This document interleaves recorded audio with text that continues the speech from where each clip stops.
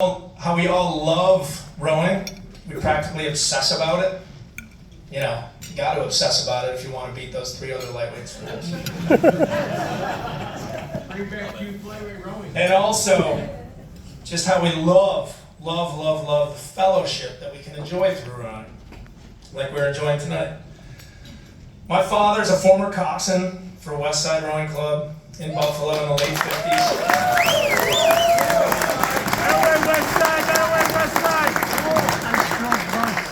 Little known fact, Dad was recruited by Georgetown his senior year. Georgetown recruited him on the premise that they were this close to building their very own boathouse on the Jeff, that was for you.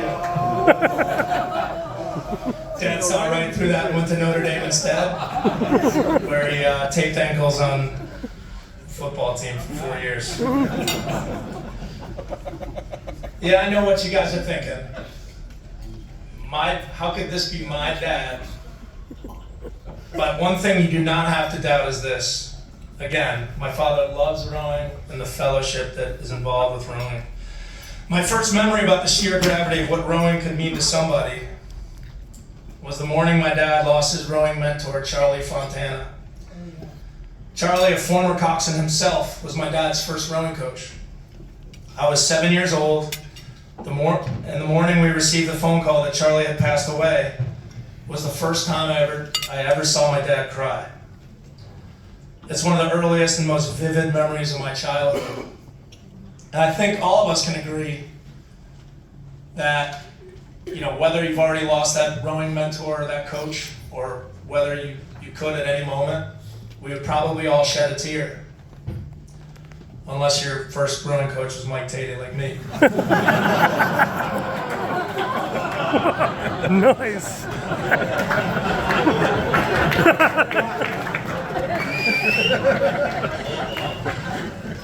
The second memory, anyway, my dad cried. It was very moving.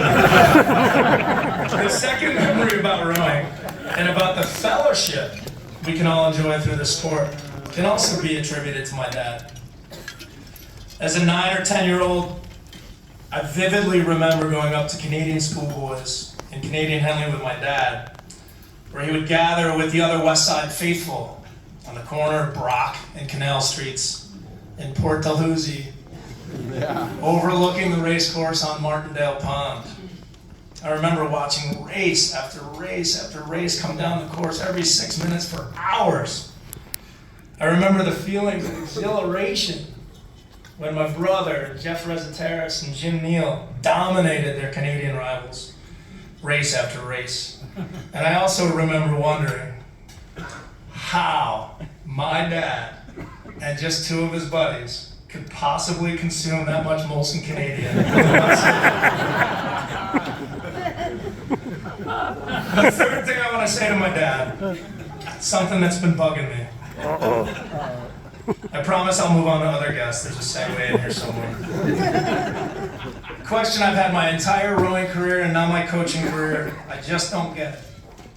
Dad, how in the world did a coxswain ever make you cry? But we're here to honor Liz O'Leary. 37-year head coach of the Radcliffe women's rowing team, Harvard campus. Nice.